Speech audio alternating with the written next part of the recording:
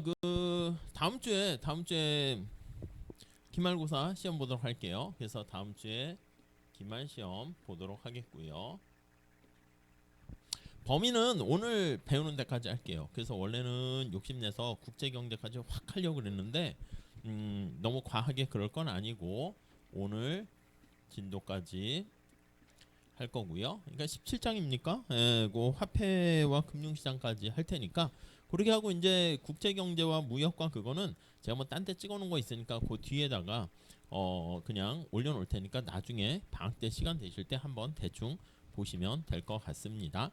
자, 시험 문제는 가능한 한 시간은 똑같이 합시다. 똑같이 이렇게 하고 뭐 분반 같은 거 뭐 할 거는 없을 것 같아요. 제가 시험 들어와서요. 이렇게 커닝하는지 다 일일이 볼 테니까 따로 뭐 분반은 하지 않고 시간은 충분히 드릴게요. 뭐 6시면 될까요? 6시부터 해가지고 뭐 7시 반? 8시? 8시? 아무튼 8시까지. 너무 많나? 너무 많다. 7시 반.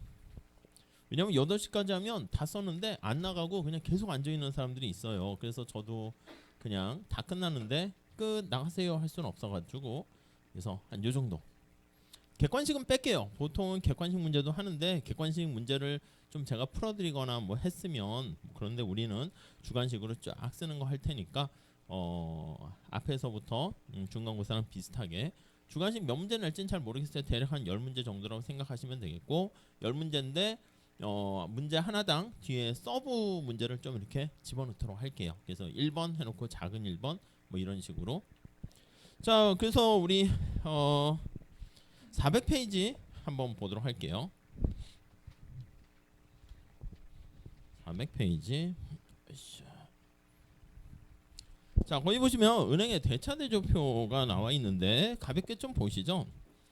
자, 거기 첫 번째 줄에 보시면 대차대조표는 차변과 대변이 뭔가 비교해서 뭔가 같도록 어떤 돈의 흐름과 내가 가지고 있는 거를 살펴보기 위한 건데 거기 보시면 뭐 자산, 부채, 자본 이렇게 있어요. 여러분들은 뭐 지금 당장 그렇겠지만 여러분들 부모님들 같은 경우에 집이 있기도 하고요. 차가 있기도 할 거야. 이게 다 내 거일 수도 있는데 가만히 보면 은행에 돈을 빌려서 이 절반의 집 절반은 은행 거야. 내 거도 아니고 은행한테 이제 돈을 빌려서 우리가 집을 샀기 때문에 내 거긴 내 거야. 그래서 이걸 가지고 내가 뭐 어떻게 다시 팔고 등등 활용할 수 있는데 가만히 보면 이 재원을 돈을 어디서 마련했냐면 일부는 은행에서 빌려서 이 빌려서 우리가 빌린 자금을 부채다 보면 돼. 차도 마찬가지야. 차도 저 같은 경우도 이 바퀴 이거 아직 제 거 아니에요. 돈 빌린 거야. 이거 다 갚아야지 완전히 내게 돼요.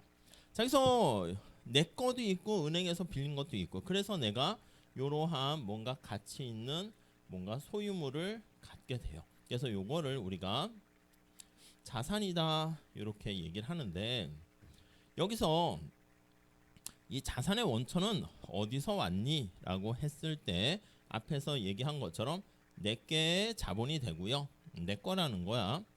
내 거. 그리고 부채는 다른 사람 거 이거 갚아야 되는 거야. 은행 거나 등등등. 그래서 요거 두 개를 재원을 이렇게 자금을 마련해서 이렇게 내가 보유하고 있다 보시면 돼요. 그래서 이제 기업도 그런데 은행도 비슷하게 돼 있습니다. 자, 거기 한번 내용 볼게요. 자산, 부채, 자본의 내역과 같은 기업의 총체적인 이런 거 이걸 재무 상태라는 표현을 씁니다. 상태에 대해서 한눈에 알아볼 수 있도록 우리가 정리한 표를 뭐 대차대조표 이렇게 표현을 합니다. 뭐 회계학 같은 거 공부하시게 되면 그럼 이런 것들 볼 수가 있겠죠. 가능한 한 전공과 상관없이 졸업하시기 전에 뭐 필수는 아닌 것 같은데 회계 원리 같은 걸 한번 들으세요. 경제 원론도 들으셔야 되고 그러니까 각 과목에 대한 기본적인 내용 같은 거 뭐 이런 거 있잖아. 심리학 원론, 철학 원론 있나? 철학 개론 뭐 이런 거 있잖아. 정치학 원론 이런 것 좀 들으세요. 뭐 사회학 원론이나 뭐 법학 무슨 뭐 통론 같은 거 들어두시면 사실 별거 아니긴 한데 그런 거에 대한 기초 배경 지식을 좀 있어야지 뭔가 내가 해봐야지 관심 있나 그걸 또 알게 되거든. 그 내가 무슨 뭐 바이올린을 해봤어, 피아노를 쳐봤어 안 해봤으면 아예 모르는데 좀 해보면 재능 있네. 재밌네. 그럼 이제 그쪽 길로 더 갈 수도 있으니까 가능한 한 한번 해보시고 저는 회계사 시험 이런 거 안 볼 건데요. 괜찮아요. 그냥 한번. 근데 이제 문제가 있어. 요즘은 학점 관리 같은 것들 때문에 걱정되긴 해. 저희 다닐 때는 학점 같은 거 신경 안 썼거든요. 오히려 학점이 잘 받으면 취업이 안 돼. 당연하지 않겠습니까? 어디 삼성이나 어디 갔더니 너는 왜 이렇게 학점이 좋아? 너 좀 있다가 우리 회사 나갈 거지. 안 뽑겠지. 뽑겠습니까? 그래서 학점을 우리 때만 해도 한 3.5 정도 받아야지 얘는 뭐 나가지도 않고 뭐 그냥 그렇다고 놀던 애도 아니고 요런 느낌인데, 근데 요즘은 우리 학교 같은 경우도 학점이 이게 좀 약간 코로나 이후에 이렇게 좀 잘 주는 것 같아서 학점이 약간 인플레되는 경향이 있긴 한데, 그래서 이제 그런 것들도 뭐 기업체에서는 다 알긴 하겠죠. 그래서 내가 무슨 뭐 대학원을 간다거나 뭐 로스쿨 간다거나 그럼 학점도 중요한 것 같아요. 그래서 학점 관리가 좀 힘든 걱정이 되는 분들은 그냥 무슨 뭐 이런 거 학원 있잖아. 회계사 학원 같은 거, 거기서 회계 원리 이런 거 하나 편하게 들으세요. 저도 그랬어. 저도 제 친구랑 저기 딴데 영남대 교수하는 친구 있는데 같이 이렇게 수업을 들으려고 했는데 경영학과에서 뭐 회계 원리 중급 회계 뭐 이런 거 듣잖아. 그랬더니 저희 때는 사실 너무 옛날 얘기해서 죄송하지만 3월 달에 이렇게 개강하면 그때부터 공부하면 반칙이라니까. 그러니까 중간고사 봅니다 이렇게 공지가 나오면 그때부터 도서관 가서 밤새서 하는 거지. 미리미리 하는 게 어디 있어. 3월 달에는 친구 만나서 놀고 미팅하고 이래야 되는데 그때부터 가끔 공부하는 사람 한두 명 있는데 역시 좀 이상한 사람 취급을 했거든. 그래서 그땐 다 그랬는데 가끔 학교에서 수업을 들으려고 했는데, 문제는 아까 얘기했던 무슨 고시 공부한 친구들 있잖아. 회계사 준비한 친구들은 이미 다 알고 들어오는 거야. 어떤 친구는 합격도 했대. 좀 약간 반칙스러운 것들이 있는데 그래도 이제 전날 벼락치기 하려고 했었는데 학점이 별로 좋지 않았죠. 그래도 다행인 게 기말고사 때 중간고사 때 시험을 잘 못 봤는데 에이 기말을 잘 보면 어느 정도 B 정도 욕심도 없어요. B만 받으면 돼. 여러분들은 A뿔 받으셔야 되고요. 당연히. 근데 저희 때는 그랬단 얘기야. 그래서 B 정도만 받으면 되겠지라고 했는데 웬걸 B는커녕 이러다가 C나 D 나오게 생겼어. 그러니까 어떻게 했냐면 기말고사 때 아예 시험을 안 봤어요. 여러분도 혹시 가끔 왠지 B나 이렇게 나올 것 같으신 분들은 저한테 얘기해 주세요. 기말고사 시험 보지 마시고 그럼 제가 F를 줄게요. 근데 요즘은 그런데 저희 때는 또 자꾸 나땐 말이야. 죄송한데 시험을 안 보잖아. 그러면 F를 받잖아요. 그럼 아예 그런 걸 들은 적이 없어. 성적표 띄워도 뭐 회계학 이런 거 신청해도 얘가 수강 신청한 적도 없어가지고 그래가지고 그냥 몇 개 과목들은, 그래서 가만히 보면 1학년 때는 뭐 수업을 들은 게 없어. 다 이렇게 학점 세탁하려고 A뿔로 재수강도 무한대로 할 수 있어가지고 약간 그런 장점이 있는데 힘들었지. 3, 4학년 때 그걸 다 뾰족한 학점으로 바꾸려고 하느냐고. 지금이야 또 재수강하면 뭐 B뿔 이상 안 되고 그런데 그때는 또 그런 것도 없었거든. 그래서 다 재수강으로 바꾸고 뭐 그랬는데, 지금 생각 같아서는 뭐 다른 과목들도 뭐 학점 관리 때문에 부담된다. 그럼 다른 경로 뭐 유튜브나 이런 데도 보면 기초적인 거 있잖아. 그래서 그런 것 좀 많이 들으시고 밖에 나가서 그런 것들이 있어야지 나중에 좀 관심사가 생겨야지 혹시나 유튜브라든가 뭔가 관심사가 있을 때 좀 보게 돼요. 그게 없으면은 그냥 계속 없어. 요리도 관심 없고 여행도 관심 없고 뭐 처음에 뭔가 발을 디뎌야 되는데 그게 인문 과목들이 괜찮습니다. 억지로 그렇게 좀 처음엔 하는 것도 괜찮아요. 자, 그래서 아무튼 다시 정리해 보면 두 번째 줄 볼게요. 세 번째 줄. 자, 이게 이제 자금의 원천 은행도 똑같습니다. 예금을 기록해서 밖에서 예금이 들어와. 딴 사람들이 이건 부채에 해당하는 거지. 은행에 누가 맡겼으면 그 돈을 은행은 내 돈 주세요 하면 줘야 된단 말이야. 그걸 가지고 딴 사람한테 빌려주기도 하고 등등등 활용을 하게 됩니다. 자, 그런데 우리 오른쪽에 살짝 내용이 나와 있는데 이게 은행이라 할게요. 예금이 있으면 돈이 들어오면 그러면 이 예금은 이제 은행이 갚아야 될 돈인데 이걸 가지고 딴 사람한테 대출을 하기도 하고요. 이걸 가지고요 뭔가 이런 걸 사기도 하고요. 대출해 주기도 하고 뭐 국채를 구입하기도 하고 등등등 이런 것들 가지고 어떻게 사용하는가, 그런 것들을 보기 좋게 표현하게 되는 게 대차대조표다라고 보시면 되겠고요. 자, 우선 은행 입장에서는요 거기 첫 번째 달라는 게 맨 마지막에 지급준비금이라고 있는데 요게 이제 중요한 거예요. 지급준비금 이렇게요. 자, 은행이라는 게 우리가 전에 말씀드린 것처럼 은행 이게 이제 어떻게 보면 돈을 다루는 그런 어떤 뭐 집단 뭐 이렇게 볼 수 있는데 은이 돈이라고 말씀드렸죠. 보통 돈과 관련된 건 딱 금을 많이 쓴다고 그랬는데 지난번에 오즈의 마법사 얘기를 말씀드린 것처럼 금만 돈으로 하기에는 좀 약간 그래서 은까지도 같이 돈 이렇게 해서 얘기합니다. 그러니까 돈이 거래되는 거예요. 그래서 금융이라는 게 자금이 융통된다 이렇게 말씀을 드렸죠.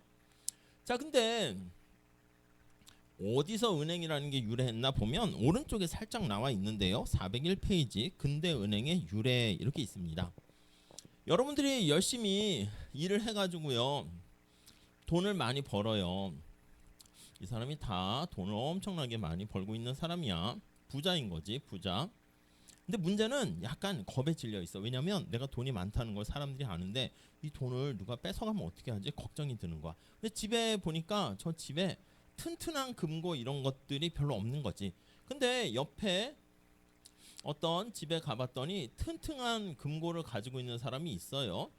뭐 하는 사람이길래 이렇게 튼튼한 금고를 가지고 있지? 봤더니 금을 다루는 사람이라니까. 금세공업자 이렇게요. 금을 다루는 사람이면서 연금술사고 마술사고 뭐 등등등 이런 뭐 하는지 모르겠지만 또 수학자이자 뭐 천문학자이면서 뭐 다양한 이런 재능을 가지고 있는 사람이 있는데 금을 다루고 있다 보니까 튼튼한 금고를 가지고 있는 거야. 그러니까 개인이 이런 금고를 마련하기 좀 쉽지 않은데 얘는 전당포 같이 이렇게 튼튼한 금고가 있으니까 이 돈을요 여기에다가 내 돈 좀 맡아주세요 이렇게 얘기를 하는 거지.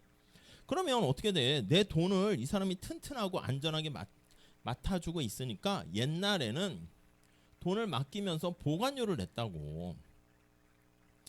보관료를 냈습니다. 그래서 이 사람이 여러분 얼마나 돈이 있다 할까? 얼마 있다 할까요? 이 사람 부자야. 얼마면 부자일까? 얼마 벌고 싶으세요? 아니 그러니까 신이 줬어. 백지수표 줘서 야 너 한 5, 60살 될 때 얼마 저기 나와 있는 재산이 있었으면 좋겠니? 라고 해서 욕심이 많지 않으시네. 옆에 분은 경은 또 이게 너무 와닿지 않잖아. 그거는 막 너무 이렇게 뻥치는 것 같잖아. 우주에서 살고 싶어요 이러는 것 같고 너무 극과 극이네. 얼마? 1조 좋아요. 그냥 100억을 할게요. 다들 너무 좋아요. 1조 좋아요. 1조 1경 뭐 무슨 경? 아무튼 100억 있다 합시다. 이렇게. 근데 요즘은 100억도 애매해졌지. 막 집값도 막 4, 50억 되고 막 이렇게 뭐 서울에 막 그렇게 되니까 그러니까 좋아요. 그럼 1000억 할게요. 1000억. 1조는 좀 그렇고. 아니 이 돈을 은행에다가 이렇게 맡겨놓고 대신 튼튼하게 맡겨놓은 다음에 보관료를 내는 거예요. 얼마나 잘 있나 등등등. 그 나중에 필요할 때는 돈을 언제나 인출할 수가 있게 되고요. 오케이 이해 가시죠? 그런데 아니 이 사람이 돈을 맡겼는데 돈이 필요할 때는 인출을 마음대로 할 수가 있어요. 내 돈이니까. 근데 문제는 아니 이 돈을 100억을 1000억을 한 번에 1000억을 다 쓸 일은 그렇게 많지 않다고. 그렇잖아. 필요할 때마다 가서 1억 하나 주세요. 차 하나 사야겠다. 뭐 2억 주세요. 뭐 이렇게 해가지고 쓰긴 하겠지만 그래가지고요. 저쪽에 오시면 돼요. 그래가지고 얘가 한 번에 인출한 일은 별로 없는데 여기 금세공업자에 해당하는 이 사람 입장에서는 얘가 1000억을 맡겼는데 그냥 전부 다 쓰진 않고 매번 쬐끔씩 이렇게 돈을 갖다 쓸 뿐만 아니라 어느 정도 친해졌을 거 아니겠습니까? 얘도 불안하니까 맨날 아침마다 하는 일이 여기 가가지고 내 돈 잘 있어요? 이렇게 확인한다고. 잘 있네. 예 이렇게 하다가 어느 날 약수터 가는데 좀 바쁜 일도 있어. 그럴 때는 지나가다가 여기 금세공업자가 있으면 저기 내 돈 잘 있죠? 예 잘 있어요. 걱정 마세요. 안심하고 그냥 집에 어디 약수터 가고 친구 만나러 가고 이렇게 한단 말이죠. 자 그러니까 어느 정도 신뢰도 쌓이고 이 금세공업자 입장에서는 얘가 가끔 돈을 인출하는데 뭐 1억, 10억 이렇게만 인출을 해. 그럼 여기 거의 900억 이상의 돈이 있잖아. 근데 이걸 가만히 놔둬도 상관없는데 여기 어떤 사람이 와요. 돈이 필요하대. 기업가야. 아유 죄송해요. 아무튼 무섭게 됐는데 돈 좀 빌려주세요 하고 온 거야. 금생업자가 이거 제 돈 아닌데 못 빌려드립니다. 에휴 어차피 그 얘가 한 번에 달라는 것도 아니고 내가 한 달만 쓰고 그 다음에 이자까지 쳐서 돈을 더 갚을게 이렇게 되는 거야. 그러니까 얘한테 한 뭐 얼마 돈을 가상적으로 100억을 빌려줬다라고 할게요. 그럼 얘한테 받는 거는 100억에다가 우리 흔히 알다시피 이자를 쳐서 뭐 10억, 10%를 더 받게 되니까 남는 장사 아니겠습니까?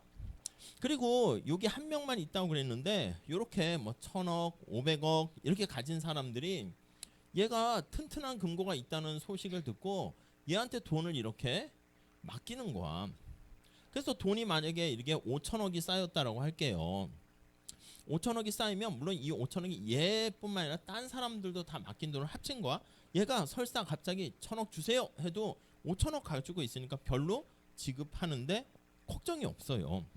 그래서 금세공업자 입장에서는 이 사람들이 이렇게 돈을 맡기고 얘는 또 다른 사람한테 이게 대출을 해주는 거죠. 대출을 해주고 그에 따른 이자를 받게 되는 게 짭짤하단 말이야.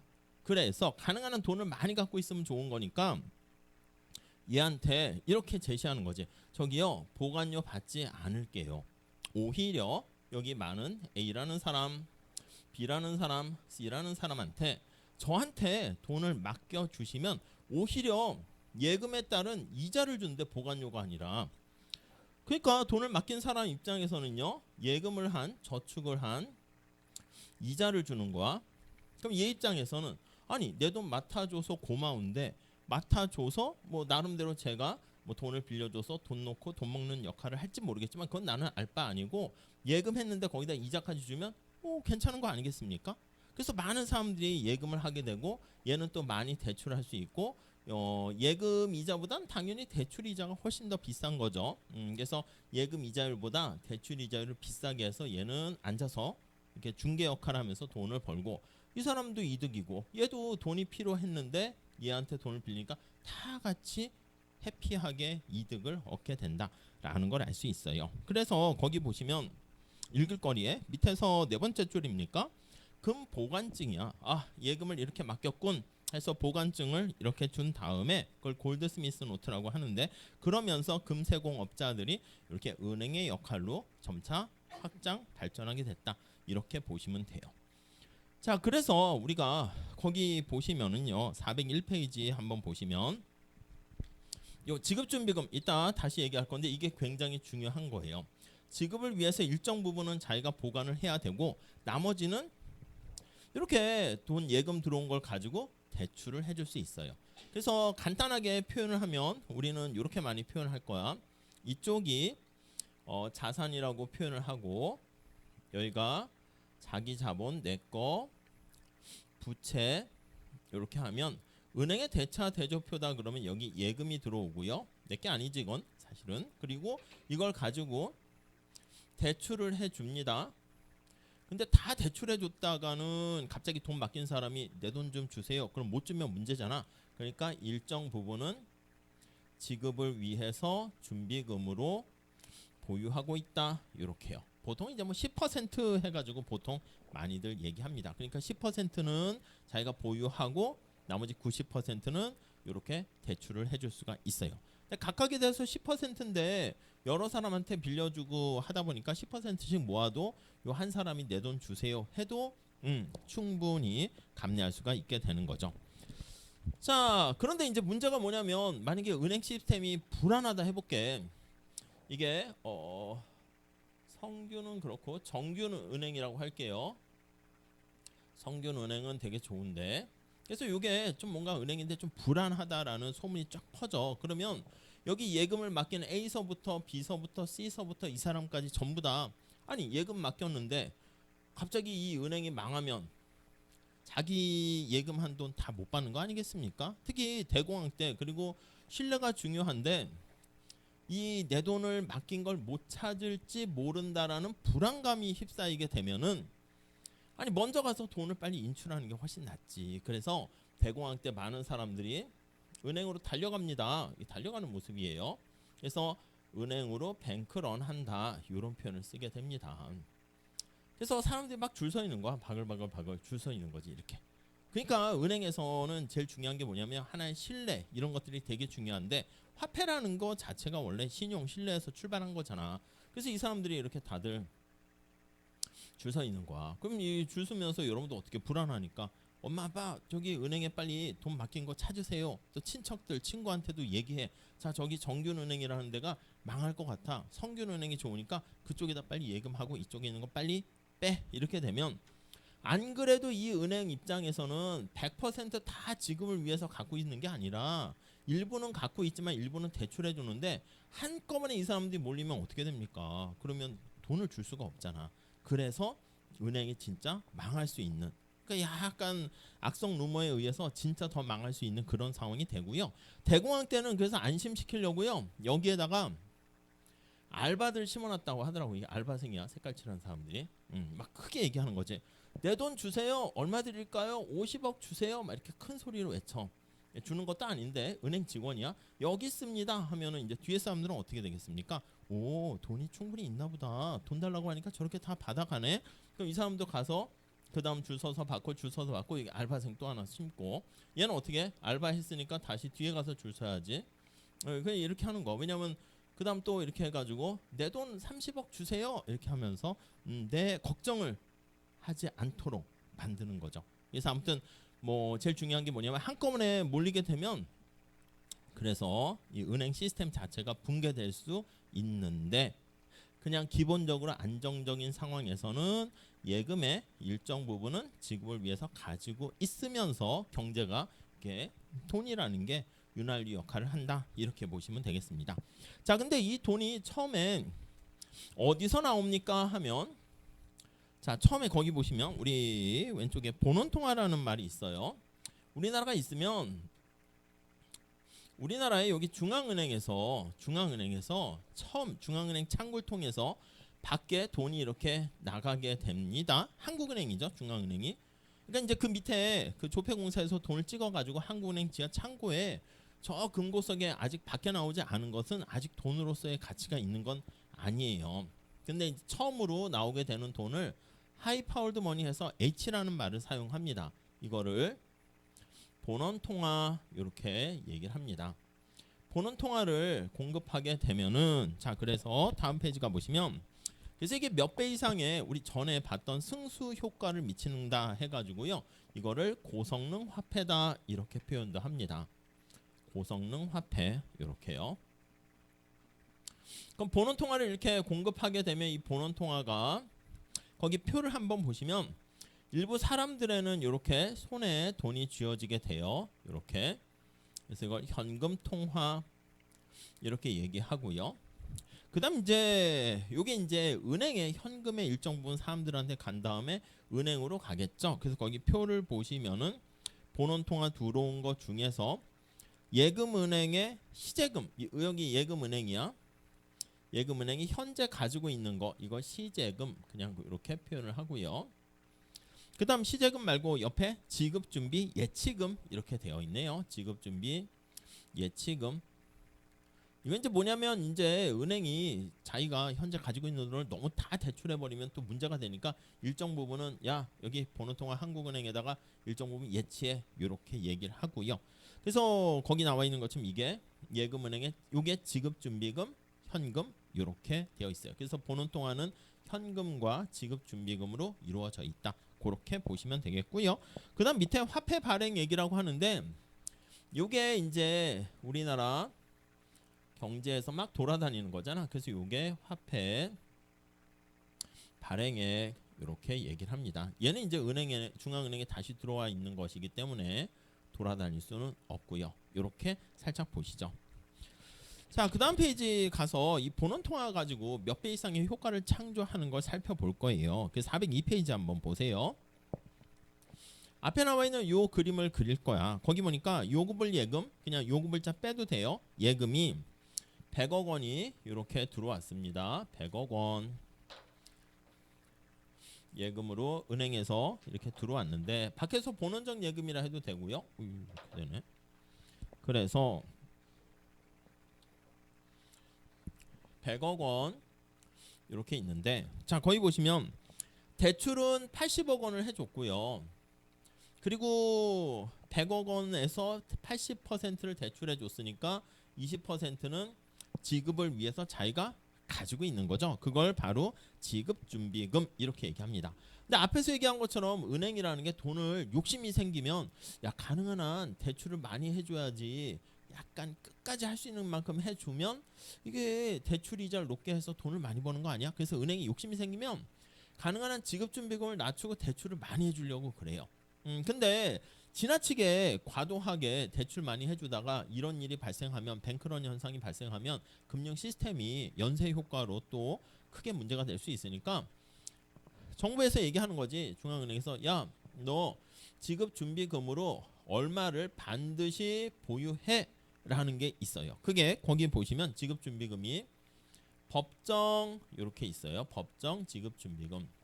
이 법정 지급준비금은 반드시 지켜야 돼. 필요 이런 표현을 씁니다. 필요 지급준비금이 있고, 근데 은행 중에서 자기가 20%만 법정 지급준비금으로 보유하세요 이렇게 국가에서 얘기를 하더라도, 정부에서 얘기하더라도 뭔가 은행 시스템이 조금 불안할 수가 있잖아. 그럼 나는 말이야 조금 더 해야겠네. 그런 생각이 드는 그런 생각이 드는 은행들은 초과해서 더 지급준비금을 가질 수가 있어요. 그러니까 법정 이거는 필수 지급준비금이고 20% 이렇게 돼 있으면, 근데 야 우리 은행은 좀 불안하니까 사람들이 갑자기 왔을 때 돈을 못 주면 안 되니까 초과해서 조금 더 안정적으로 버퍼 가지고 있자, 그럴 수가 있게 됩니다. 자 그래서 다시 정리할게요. 들어온 예금 중에서 이제 초과 지급준비금은 그냥 없는 걸로 많이 얘기해요. 그냥 다 대출해주고 이거 지켜야 할 것까지만 지킨다는 거죠. 그러니까 20%가 지급준비율 이런 표현을 쓰는데, 지급준비율, 들어온 예금에서 법정 지급준비금이 얼마나 되는가 그걸 나타내는 건데, 20%다 이렇게 얘기하면 20%는 자기가 키핑하고 있고 80%를 대출해 줄 수가 있게 되는 거예요. 자 그래서 403페이지 가볼게요. 자 그래서 밖에서 A은행에 이렇게 돈이 들어왔다라고 합시다. 이게 이제 본원적 예금이라고 표현을 써요. 아니면 본원통화라 해도 되고, 시드머니 같은 거야. 처음 시작할 때 돈이 이만큼 들어왔어요. 뭐 100억 이렇게 들어왔다 할게요. 그러면 앞에서 얘기한 것처럼 은행에서는 20%는 자기가 보관하고 80%는 대출해 줄 수 있어요. 그래서 지급준비금이 만약에 20억이다 그러면 여기 80억은 자기가 대출해 줄 수 있네. 이걸 만약에 B라는 은행에 대출해 줬다라고 할게요. 뭐 사람한테 대출해 줄 수도 있는데 그 사람은 전부 다 또 B은행에 예금했다라고 할게요. 우선 맥스로 하려고. 자 그러면 B은행에 돈이 들어오면 역시 이거를 거기 밑에 표를 보시면 거기 90이니까 90으로 할게요. 아니 80으로 하고 90으로 또 바꿀게요. 그러면 80만큼을 B은행에 집어넣으면 80의 20%에 해당하는 16만큼은 지급준비금으로 가지고 있고요. 대출은 거기 나와 있는 64를 또 대출을 해줄 수가 있게 되는 거예요. 그래서 이게 C은행에 대출을 해줄 수 있고 C은행도 다시 또 대출해줄 수 있고, 자 그래서 우리나라 경제에 가만히 살펴봤을 때 본원적 예금은, 본원 통화는 100억만큼 들어왔는데 경제에서 돌아다니는 돈은 100억, 80억, 64억 이렇게 점차 줄긴 하겠지만 더 많이 돌아다니는 걸 알 수가 있습니다. 자 그래서 우리가 저 앞에 정부 지출 승수할 때 얘기한 것처럼 경제 전체에 돌아다니는 통화량이라 할까요? 화폐 공급량은, 통화량은 총 얼마가 되겠습니까 하면 처음 제도 포함시켜야지. 100억, 그 다음에 80억. 80억이라는 것은 저기 나와 있는 지급준비율 뺀 나머지야. 여기에 80% 대출해 주고요. 그 다음 64라는 것은 여기 0.8에 제곱만큼 100 이렇게 되는 거죠. 점차 이게 커지면 커질수록 금액은 작아지다가 나중에 빵 이렇게 되면 멈추게 돼요. 우리가 이제 여기 나와 있는 무한등비 수열 뭐 그런 식으로 표현을 해가지고요.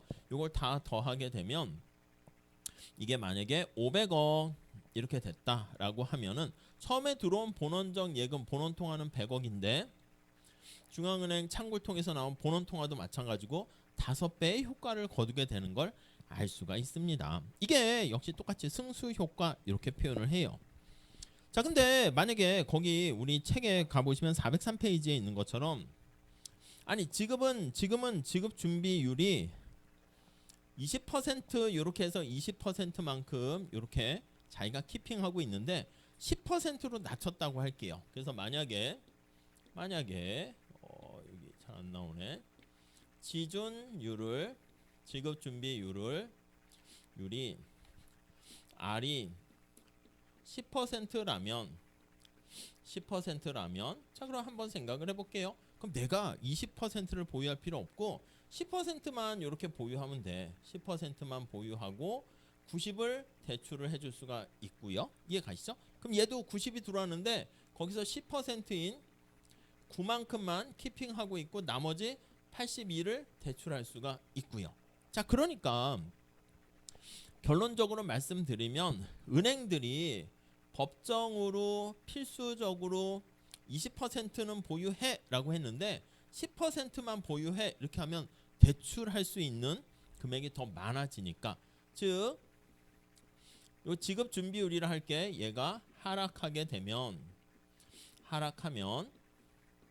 하면 대출을 더 많이 해줄 수가 있는 거야. 그래서 대출이 더 증가하게 되고요.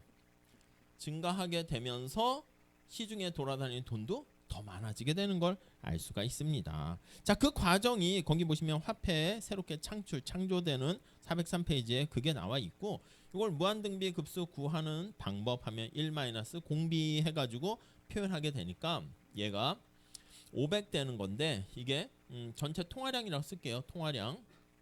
이거는 승수 M이라고 씁니다. 그리고 얘를 본원 통화, 본원적 예금 이렇게 하면 중앙은행 창구를 통해서 돈이 나오는 본원 통화라고 할게요.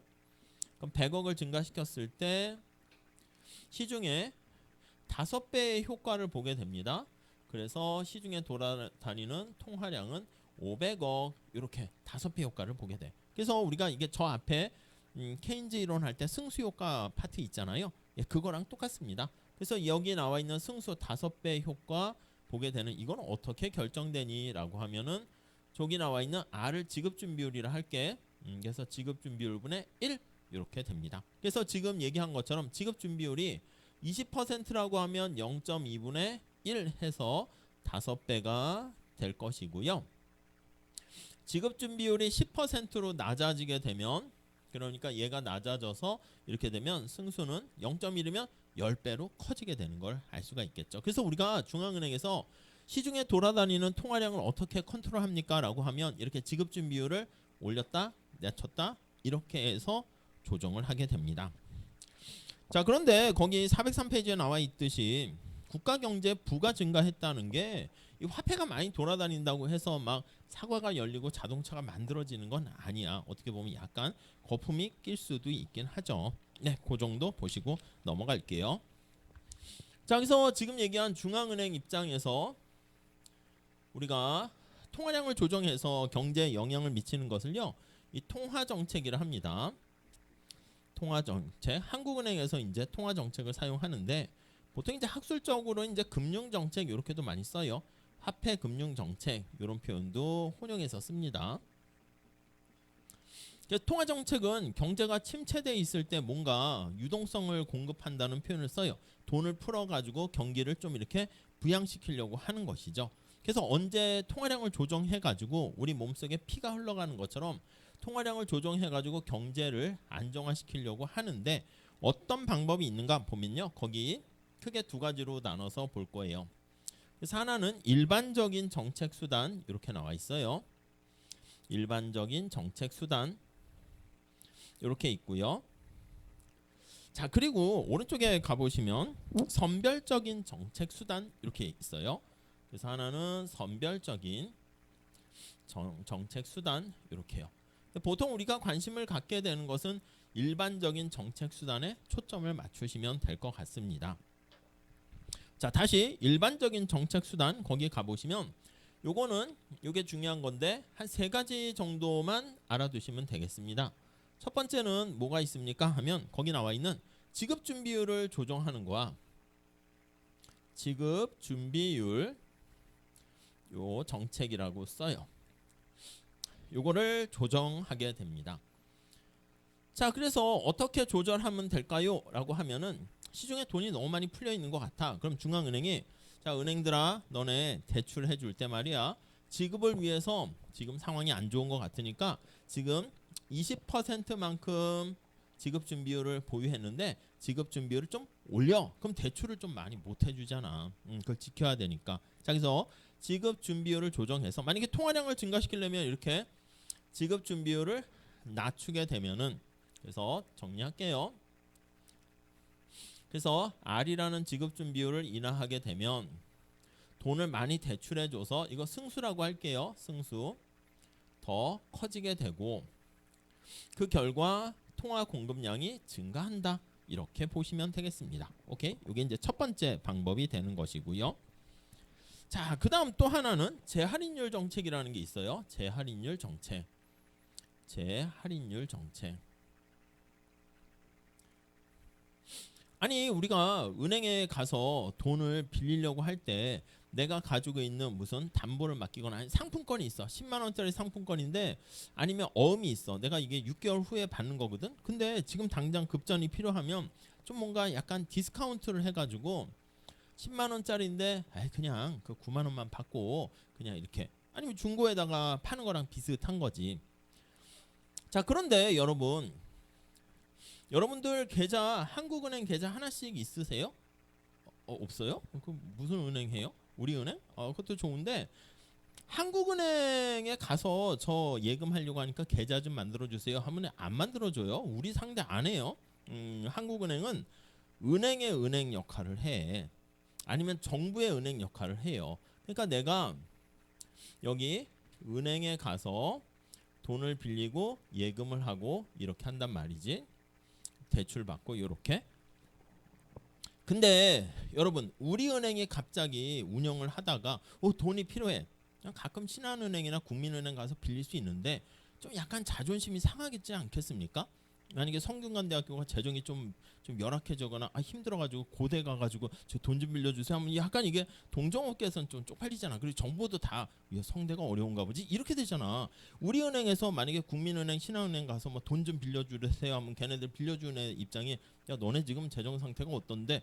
지금 이렇거든요. 지금 죽게 생겼어요. 이러면 더 안 빌려주지. 좀만 안 빌려주고 가만히 있다 보면 망해라. 그럼 자기네가 더 독점적인 상황이 되니까. 그러니까 은행들은 어디에 가서 돈을 빌리냐면 중앙은행에 가서 돈을 빌려요. 한국은행 가서. 한국은행이 은행의 은행 역할을 하게 되는 거예요. 그래서 이 사람이 어떤 기업인인데 예를 들면 어음이 있다라고 할게요. 10억짜리 어음인데 이게 예를 들면 한 6개월 후에 받는다고 할게. 그때 이렇게 딱 주면 10억 들어오는 건데 지금 당장 뭐 7, 8억이 필요해. 그럼 어떻게 이거를 그냥 당장 좀 할인해가지고 이걸 주는 대신 할인을 해가지고 디스카운트, 이거 공짜로 10억을 주진 않겠지. 그래서 뭐 10% 깎아서 9억을 주고 어음을 은행에 맡기고 이렇게 되는 거야. 근데 이 어음이 이쪽 은행으로 왔는데 은행 입장에서는 갑자기 은행 입장에서 우리은행 입장에서 돈이 필요해. 10억짜리 어음인데 이게 아까 뭐라고 그랬죠? 6개월 후에 온단 말이야. 그래서 이걸 한국은행에 맡기고 돈을 또 대출 받는데 이게 10억짜리라고 해도 다시 또 중앙은행, 한국은행이 돈 빌려줄 때 그만큼 또 디스카운트 할인한다는 표현을 써요. 10억 다 주지 않고 그래 이거 주고 어차피 나도 6개월 동안 이거 쓰지 못하니까 그만큼 내가 깎아서 줄게. 그 있잖아, 영화 같은 거 보면 여러분이 갑자기 돈이 없어가지고 사채 이자를 한다 해볼게. 도박에 빠져가지고 그럼 어떻게 됩니까? 저기요 저한테 한 500만 원 빌려주세요. 그러면 거기서 선이자 떼고 뭐 자 450만 원 이렇게 준단 말이죠. 아니 50만 원 왜 안 주십니까? 그거 한 대 맞아요. 거기선 알아서 그냥 이미 이자 다 지불하고 그걸 준 거란 말이지. 그러니까 여기다가 이렇게 어음을 맡기고 한 번 할인한 거잖아. 그래서 한 번 할인한 걸 또 할인한다 해서 재할인율 이렇게 이름을 붙인 거예요. 그러니까 은행한테 돈을 지급할 때 받는 이자율을 재할인율이다. 중앙은행이 줄 때 이자율을 그렇게 보시면 돼. 자, 그러니까 거기 나와 있는 것처럼 만약에 재할인율이 10%에서 아니면 이렇게 할게요. 20%에서 10%로 인하하면 이거 똑같은 거지. 여기 나와 있는 것처럼 원래 10억짜리 어음을 줬는데 원래는 20% 디스카운트 해가지고 8억을 받는 거를 이걸 인하하게 되면 8억이 아니라 8억에서 9억으로 대출이 더 많이 증가하게 됩니다. 그래서 재할인율을 인하하게 되면 근데 이거는 중앙은행 창구를 통해서 나온 거잖아. 그래서 저기 하이파월드 머니라 할 수 있는 본원 통화가 증가하게 되는 것을 알 수가 있습니다. 본원 통화가 이렇게 증가하게 되는 거죠. 아무튼 본원 통화가 증가하게 되면서 우리가 앞에서 얘기한 것처럼 시중에 돌아다니는 화폐 공급량 이거는 본원 통화도 있고 이 돈이 은행이 돈을 만들어서 새롭게 가공해 가지고 돈을 만드는 상황인데 M 때문에 증가하는 게 아니라 본원 통화 자체가 증가하는 것이고 지급 준비율을 조정하면 이건 본원 통화는 그대로 있어요. 근데 승수값이 커져서 증가하는 것을 알 수가 있습니다. 자, 그리고요. 거기 보시면 405페이지 세 번째로요. 공개시장 조작 정책이라 합니다. 오픈마켓이라고 해요. 공개시장 이걸 뭐 조작한다, 이런 조정한다 이렇게 표현을 하는데 아니 앞에서 얘기한 것처럼 중앙은행이 시중에 돈을 공급하려고 해. 그러면 뭔가 돈을 주면 뭔가 이 차용증이나 뭔가 뭘 써야 되지 않습니까? 그래서 이 경우는 국공채를 이제 본드를 사고 팔아서 조정하는 거야. 그래서 만약에 본드를 중앙은행이 구입했다 그렇게 사람들한테 민간의 기업이나 사람들한테 구입을 하게 되면 구입하는 대가로 뭘 줘야 되니까 돈이 나가게 되겠죠. 그래서 본드를 매입하면 통화량이 증가해. 역시 이 경우도 본원 통화가 증가하게 되면서 통화량이 증가한다. 이렇게 생각을 하시면 되겠어요. 만약에 시중에 돈이 너무 많이 풀려가지고 유동성을 돈이라고 보시면 돼. 돈이 너무 많이 풀려가지고 그 돈이 갈 데가 없어서 막 부동산으로 가고 주식, 투기 이런 데로 가서 경제가 과열될 것 같으면 지금 여기 나와 있는 것처럼 본드를 매각하는 거야. 사세요. 이렇게 해가지고 돈을 흡수하는 방법. 요게 가장 일반적인 정책이다라고 할 수 있고요. 한 세 가지 정도 정리해 두시면 되겠고 그 다음 밑에 선별적인 정책 수단 나와 있는데 이건 약간 직접 규제하는 그런 건데 흔히 많이 쓰진 않습니다. 그래서 가끔 특별한 경우에 써요. 돈 빌려주세요. 근데 이제 물어보는 거지. 어디다 쓰실 건가요? 집 살려고 하는데요. 이렇게 해버리면은 안 됩니다. 주택자금으로는 대출 못 해줍니다. 이런 식으로 자금을 일부 통제하는 직접적으로 뭐 창구 규제라는 표현을 쓰게 되는데 그런 것들도 있어요. 근데 이제 보통 우리가 좀 더 관심을 갖는 것은 요 일반적인 정책 수단에 초점 맞춰서 보시면 되겠습니다. 넘어갈게요. 자, 그래서 우리가 지금 볼 거는 여기 나와 있는 중앙은행의 통화 정책, 통화량을 늘렸다 줄였다 하는 정책의 포인트를 맞추게 될 건데 이렇게 한 세 가지 정책이 있다라고 보시면 되겠어요. 자, 근데 다음 406페이지 가보시면 아니 중앙은행이 여기 나와 있는 이러한 통화 정책을 사용해서 도대체 목표가 뭔데 왜 이런 걸 할까요? 최종 목표. 여러분도 목표가 있지 않습니까? 인생의 목표는 뭐예요? 여러분들의 인생 목표가 경제원론 2를 A뿔 받는 게 인생의 최종 목표야? 그건 좀 너무 그렇지. 뭔가 잘 모르겠는데 행복하게 사는 거다라고 할 수가 있을 거예요. 근데 행복하게 살려고 하면은 이 길이 내가 가려는 길이야. 근데 그럼 뭔가 돈이 있어야 되는 것 같고 돈이 있어야죠. 예를 들면 뭐 결혼을 할지 안 할지 모르겠지만 어떻게 해서 결혼을 해서 가정을 이끌어서 뭐 하는 게 내 꿈이다라고 하면은 그때도 돈이 필요하죠. 돈을 벌려고 하면 취업을 해야 되는 것이고 취업하려고 하면 좋은 학교를 잘 이렇게 졸업을 해야 되는 것이지 졸업을 우수한 성적으로 하려면 또 어떻게 돼요? 여기 친구 보면 이렇게 뾰족한 학점을 받아야 되는 것이고 뾰족한 학점을 받기 위해서는 이렇게 기말 시험을 잘 봐야 됩니다. 이해하시겠죠? 그러니까 우리가 최종 목표가 이렇게 있을 때 중간 단계에서 그 단계에서 미션을 잘 수행했을 때 여기로 간다고. 만약에 여러분들이 기말 시험을 잘 못 보면 어떻게 돼요? 여기서부터 어긋나는 거야. 둥글둥글한 학점이 이렇게 와요. C나 D 이런 것들. 그럼 어떻게 돼? 졸업을 제대로 못해. 졸업도 못하고 한 학기 더 다니고 취업도 잘 안 돼요. 요즘 취업이 잘 안 되는 경기가 안 좋은 상황이니까 지금 저학년 분들은 그나마 지금 학교를 다녀야 되니까 낫지만 졸업하는 친구들은 모르겠어요. 내년 경기가 안 좋아질 것 같다고 하는데 그럼 이게 일자리도 줄어들어. 취업을 잘 못하면 돈을 잘 못 벌고 뭐 내가 원했던 삶 이것도 깨지게 되는 거지. 그러니까 우리가 최종 목표 저기까지 가기에는 너무 경로도 길고 먼 미래야. 여러분들의 30년 후 뭐가 어떻게 될지 어떻게 알아. 그러니까 저기까지 가기엔 그렇고 그냥 가깝게 짧게 계획을 세우게 됩니다. 자, 그래서 거기 보시면 금융정책의 중앙은행의 최종 목표는 첫 번째 줄에 보시면 행복한 삶, 이것도 맞아. 국민들의 행복한 삶은 일자리 많이 창출해서 완전 고용을 달성하게 되는 것이고요. 오케이? 그리고 물가 안정도 달성해야 돼. 아니 내가 취업을 해가지고 억대 연봉을 받는데 짜장면 한 그릇 가격이 100만 원이야. 그 뭐야? 이거 뭐 사실 말로 화폐 가치로는 1억을 버는데 1년에? 근데 짜장면 가격이 100만 원이면 난 실제 소득은 낮아지는 거잖아요.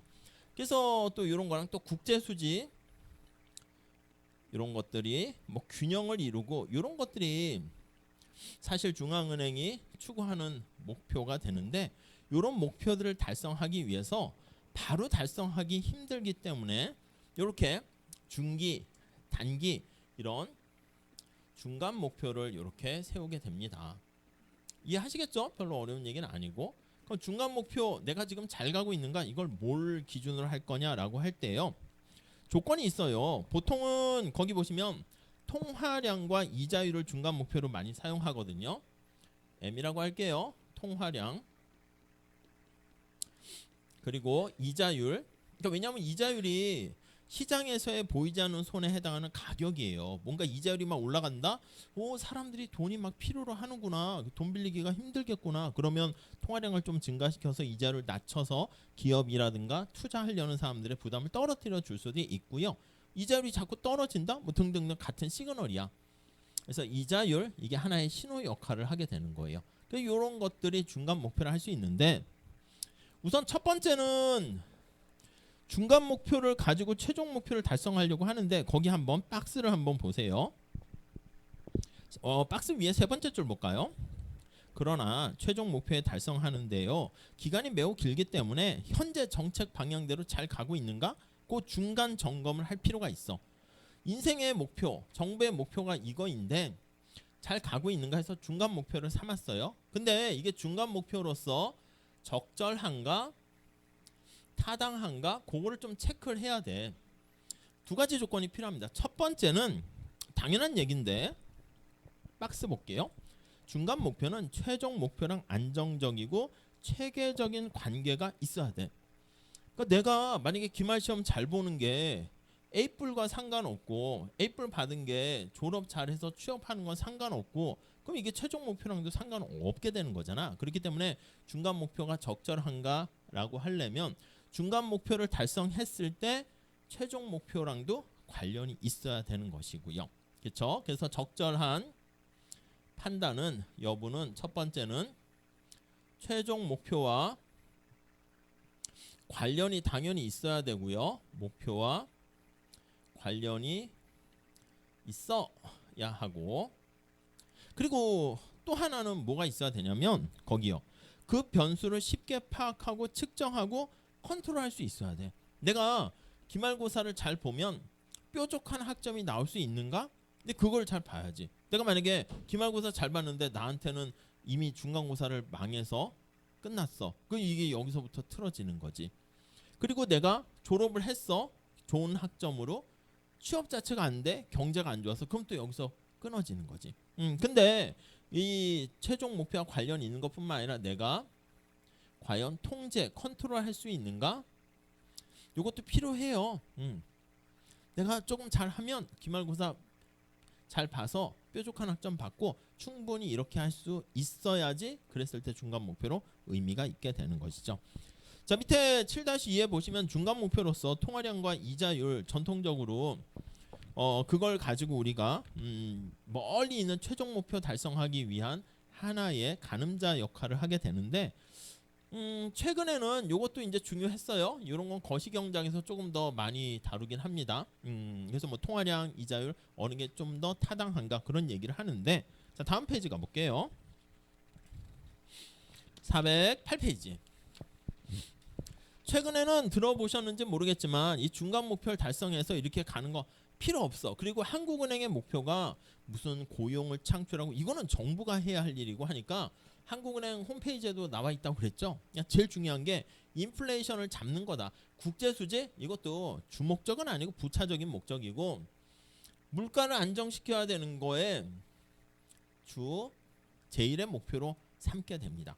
그러니까 목표가 너무 여러 개 있다 보면 이게 없는 거랑 비슷하고 불투명해지는 측면이 있거든. 그래서 한국은행 목표를 물가 안정에 타겟을 맞추게 되고요. 그래서 그게 거기 보니까 1990년대부터 하도 인플레나 이런 물가 불안이 심해지다 보니까 물가 안정을 주 목표로 하자 해서 등장하는 게 인플레이션 타겟팅이에요. 거기 두 번째 줄에 나와 있는 물가 안정 목표제다 이렇게 보시면 돼요.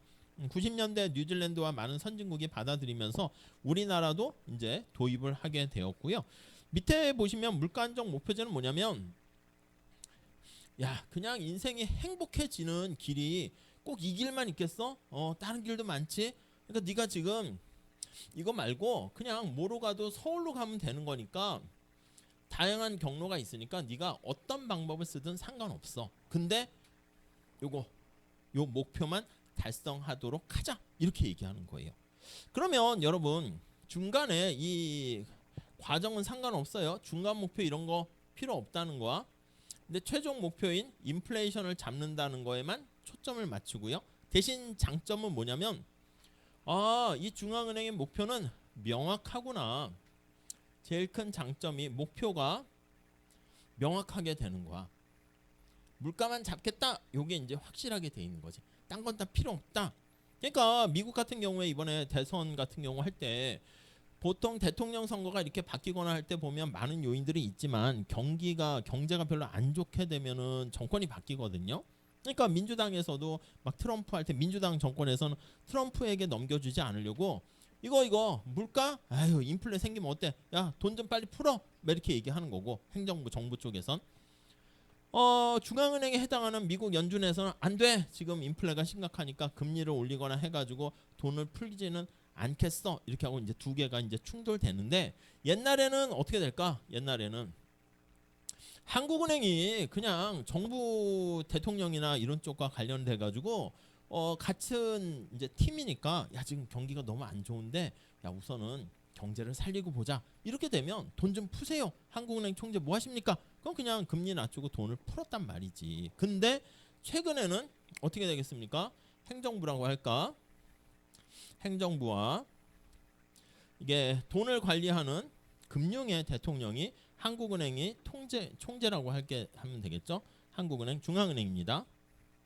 이렇게 돼. 즉 경기 살려야 되니까 돈 좀 풀어. 다른 돈 방법이 없거든. 그런데 안 됩니다. 인플레이션 발생합니다. 두 개가 충돌되는데 옛날에는 행정부, 정부에 이렇게 종속되는 경우가 많이 있는데 최근에는 아니 한국은행이 인플레이션 요거를 우리가 지난번에 본 것처럼 언제나 돈을 찍어서 막 이렇게 그냥 막 발행하고 싶은 욕구가 예전부터 있었거든. 그러니까 인플레가 발생한단 말이지. 그래서 한국은행에서는 아니다. 여기 나와 있는 인플레이션 타겟팅 그게 관심사가 되면 한국은행 입장에서는 말 그대로 자기 목소리, 독립성 요거를 이제 강조하게 되면서 말을 안 듣는 거지. 자, 그래서 거기 한번 보시면 그 내용은 그냥 한번 그냥 408페이지 표는 그냥 넘어가시고요. 다음 페이지 한번 가보시면 자 410페이지 우리나라 기준금리가 뭐냐면 한국은행에서 약간 이런 거 비슷한 거야. 금리를 대충 요거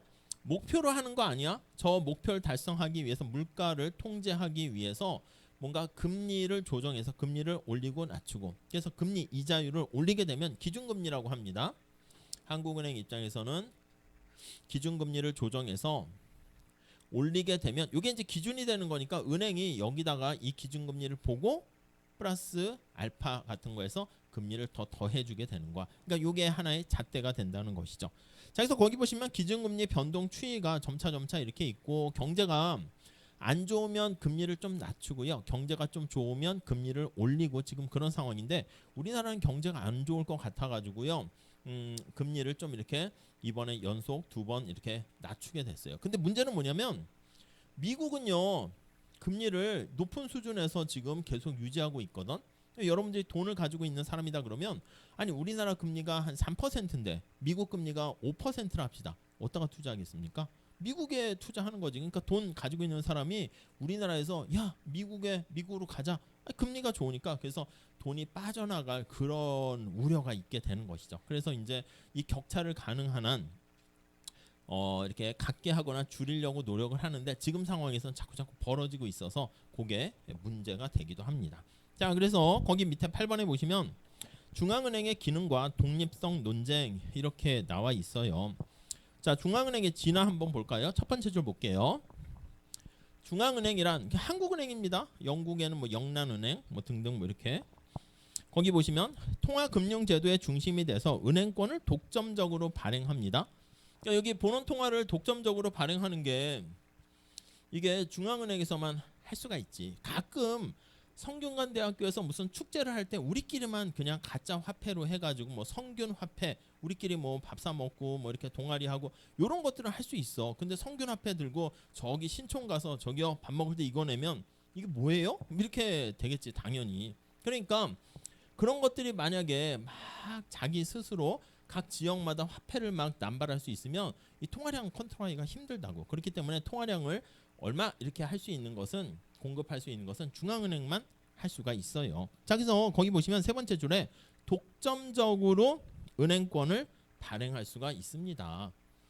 독점적으로 발행을 하고 이렇게 일반 시중은행의 지급 다음 줄 보시면 지급준비금을 관리한다거나 여기 지급준비금 얼마 유지하세요 이렇게 아니면 국고출납 등을 관리하고 그리고 은행의 그치 은행의 은행 역할을 하는 게 한국은행이고 아까 얘기했던 것처럼 정부가 돈이 필요해.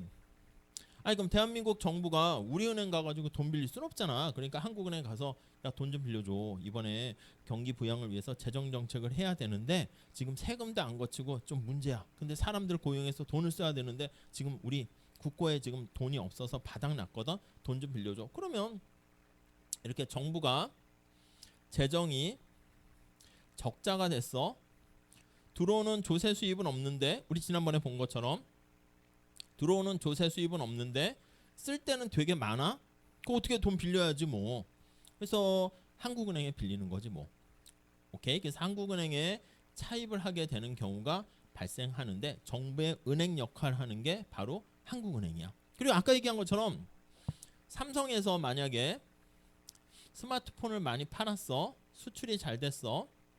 수출이 증가하면 그러면 경상수지 흑자가 발생하게 되는 거 아니겠습니까?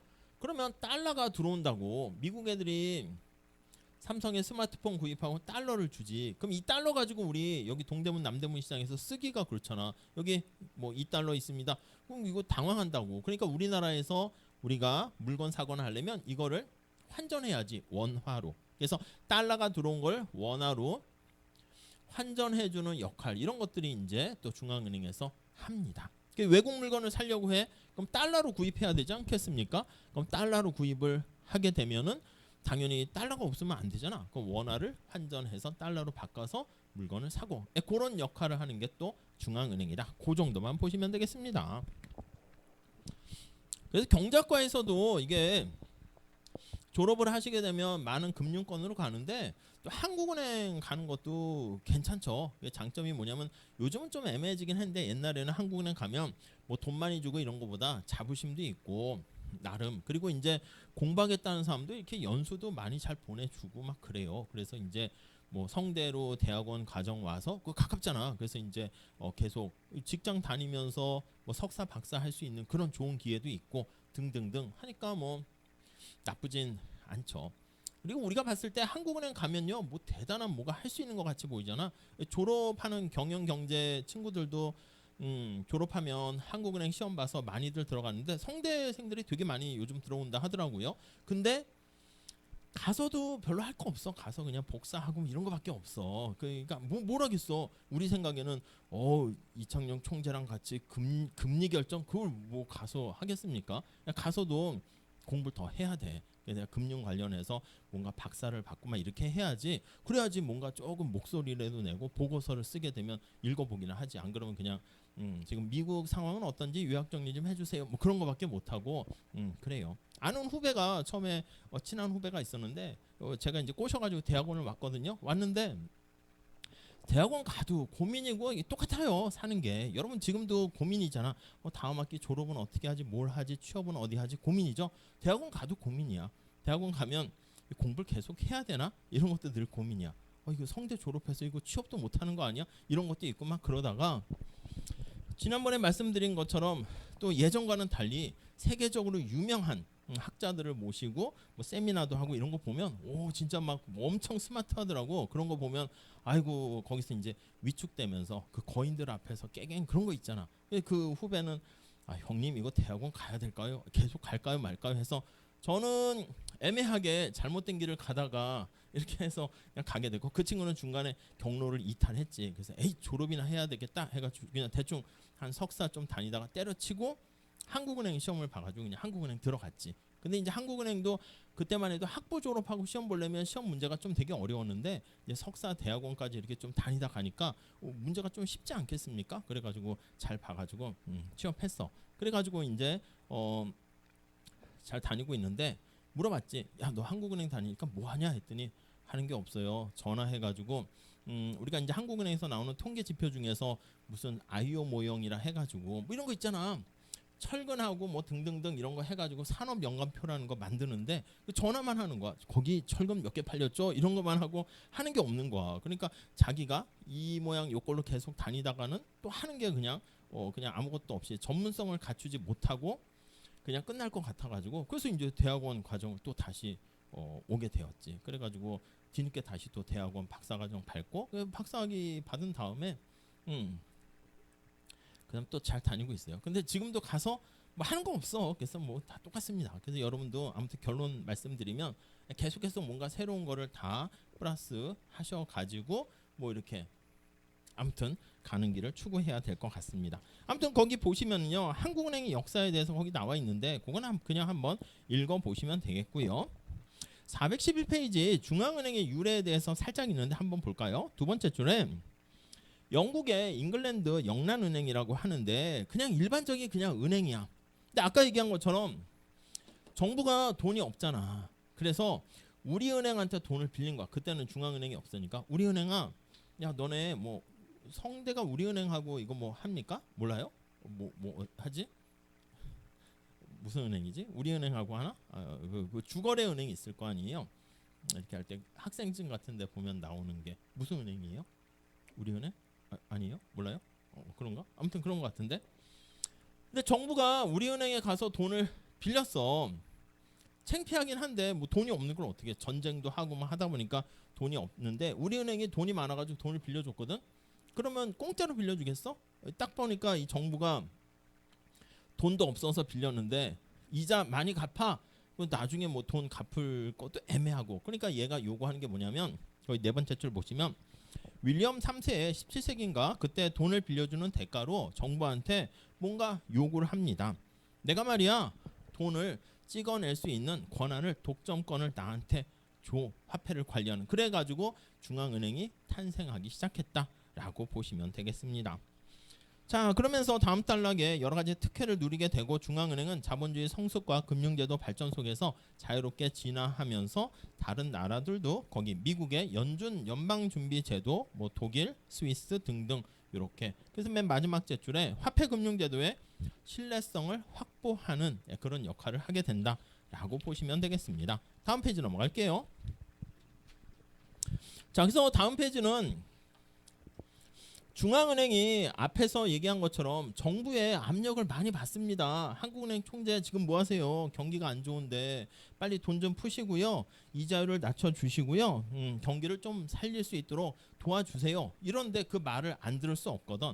근데 앞에서 얘기한 것처럼 중앙은행이 이렇게 독립성이 유지돼야지 인플레이션을 막을 수가 있게 된다는 거죠. 우리가 경제학에서 독립적이라는 표현을 많이 우리가 사용하는데 이거는 두 개가 영향을 받지 않는다 이 뜻입니다. 자, 그래서 밑에 한번 그림 좀 볼까요?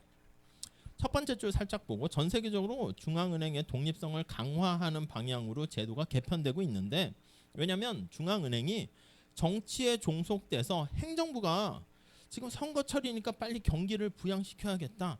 뭔가 이것저것 퍼주기 정책을 써야겠다. 이럴 때 돈이 없으니까 돈을 찍어가지고 하는 경우가 많아요. 그럼 잠깐은 괜찮은데 그게 나중에 인플레이션이라는 문제 그렇게 발생할 수 있거든요. 그 밑에 거기 보니까 블라인더 교수가 연구를 했습니다. 표를 살짝 보시면 중앙은행과 관련한 이렇게 독립성을 나타내는 몇 가지 지표를 선정해서 지수를 만들었어요. 나라마다. 그리고 인플레이션을 여기다가 수직축에다가 이렇게 한번 점을 찍어서 봤더니 실제 데이터를 가지고 봤더니 61년부터 90년까지 이게 우하향하는 관계를 이렇게 보이는 거야. 그러니까 여기서 알 수 있는 것은 독립성이 높을수록 인플레를 억제하는 효과가 있구나.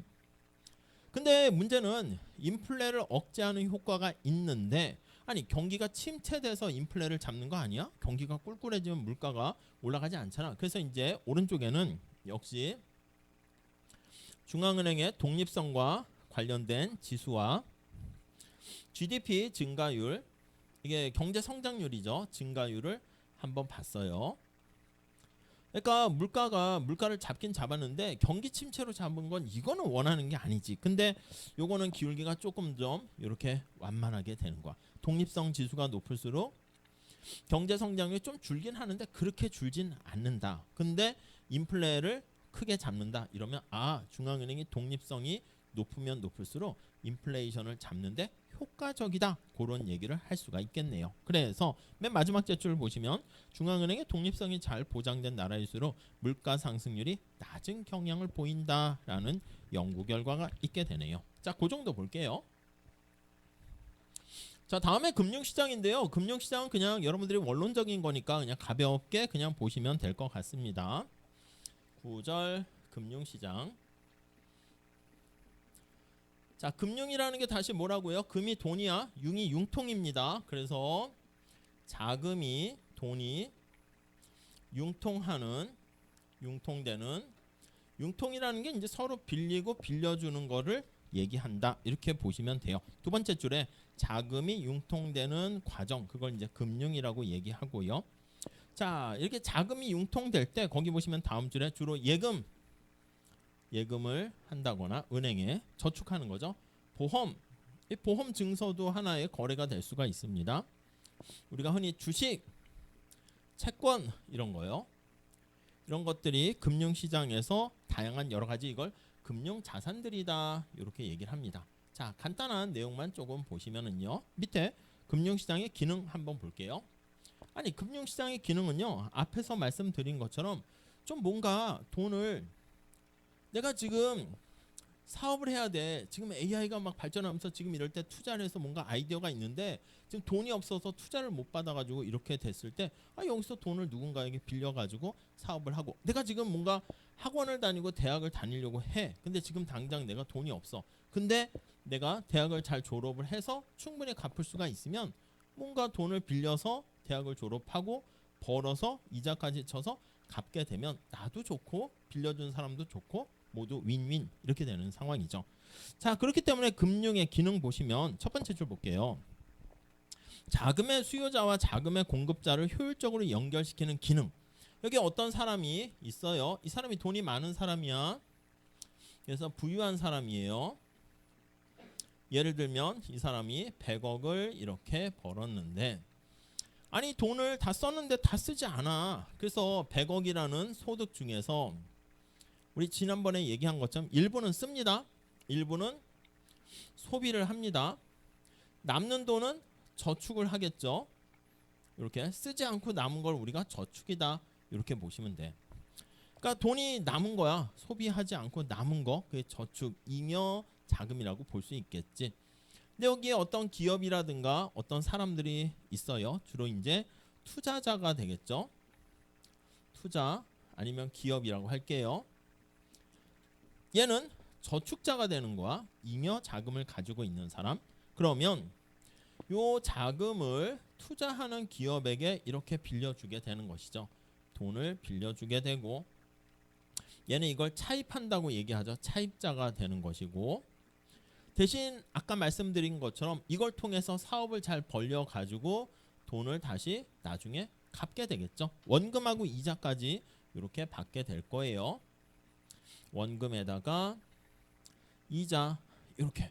그럼 얘도 안 그래도 자기한테 직접 돈이 쓸 일이 없고 남은 돈이니까 뭐 그냥 이거 필요 없는데 난 당장은. 근데 얘한테는 되게 절박해. 그러니까 얘는 지금 목이 마르지 않아. 근데 얘는 되게 목말라 죽겠어. 잘못하면 죽을 것 같아. 그러니까 그러면 더 필요로 하는 사람한테 물을 주면 얘도 행복해지고 얘는 행복해질 게 없을 것처럼 보이지만 얘가 행복해져서 살아나가지고 그 몇 배 대가를 주면 얘도 행복해지는 거지. 그래서 둘 다 윈윈 되는 이게 시장의 교환, 거래 이런 기능이죠. 자, 그래서 거기 보시면 첫 번째 줄 다시 보시면 금융시장은 자금의 수요자와 공급자를 효율적으로 연결시키는 것뿐만 아니라 이렇게 다양한 금융상품을 통해 가지고요 위험을 분산시키는 그런 효과가 있어요. 위험 분산은 뭐 나중에 좀 할 거고요. 밑에 보면 우리나라 금융시장에 여러 가지 전통적 단기 또 장기에 해당하는 게 자본시장에 해당하고 또 외환시장, 파생금융시장 이렇게 있는데 다음 페이지 가볼게요. 기본적으로요 돈이 이렇게 저축자로 돈이 자금의 공급자로 많이 있는 사람 입장에서는 얘한테 이렇게 직접적으로 빌려줄 수가 있겠지. 돈을 빌려주고 뭔가를 받아요. 뭔가 받는 게 원금과 이자를 나중에 받겠다는 뭔가 돈을 빌렸다는 계약서 사인 차용증이 있어야 되지 않겠습니까? 나 돈 빌렸고요. 나중에 이렇게 10억을 빌리게 되었으면 10억에다가 이자 1억까지 쳐서 나중에 갚겠습니다. 이런 거 사인해가지고 증서가 있어야지. 계약 증서. 그래서 이렇게 둘이 직접적으로 그게 바로 요거야. 주식이라든가 채권, 특히 채권 같은 경우는 내가 돈을 빌렸습니다. 그 이제 삼성에서 채권이나 사채를 이렇게 회사채를 발행하게 되면 돈을 빌리고 그걸 이렇게 주면 거기다가 언제 갚겠다 뭐 등등등 이런 게 써 있게 되는 것이죠. 이렇게 직접적으로 이렇게 돈을 빌리게 되는 것을 우리가 거기 1번에 보시면 직접 금융시장 이렇게 됩니다. 그래서 주로 이제 주식은 내가 주식을 보유한 만큼 약간 채권과 차이가 나는 거는 지분이라는 게 뭐냐면 내가 주인이 되는 거야. 주인. 내가 삼성전자의 10% 주식을 보유했다. 10%만큼 내가 삼성의 주인이 돼. 그만큼 요구를 할 수 있어. 근데 이 채권은요. 돈을 빌리는 거야. 그냥 단순히 빌리고 위에 주식을 내가 보유했어. 근데 삼성전자가 약간 망했어. 예를 들면 그렇게 되면 내가 이 주식 다 휴지 조각이 되는 거니까 그냥 내가 주인이니까 뭐 내가 그만큼 손해 보는 거지. 근데 얘는 그게 아니야. 그래서 만약에 뭔가 남은 자산이 있으면 먼저 채권 같은 거 먼저 얘가 회수할 수가 있어요. 자, 그런데 우리 여기 나와 있는 것처럼 아니 얘가 돈을 빌려주려고 하는데 이 회사가 피라미드 같이 생겼어. 그래서 피라미드 기업이어가지고 저걸 믿어야 되나? 잘못 빌려줬다가 내가 속아가지고 겉으로는 웃고 있는데 피라미드 눈이 돼버렸네. 아무튼 빌려줬는데 이걸 받지 못하면 문제가 될 수 있잖아. 그래서 이제 약간 고민하고 있는데 여기 돈을 많이 가진 사람들이 있어요. 돈을 많이 가진 사람들이 이런 사람들이 직접 빌려주는 게 아니라 중개 역할을 하는 사람을 하나 링크로 가져옵니다. 거기 보시면 간접 금융시장 해서 인터미디어리라고 볼 수가 있네. 얘가 중개를 해가지고요. 이렇게 기업에게 자금의 수요자에게 연결을 해주게 되는 거예요. 그러니까 내가 길거리 가다가 어떤 마음이 드는 사람이 생겨가지고 직접 우리 저 마음에 드네요 사귀시다 뭐 이렇게 어떻게 해봤자 이상한 사람 소리 들을 수도 있고 그 사람이 누군지도 잘 모르고 약간 애매하단 말이지.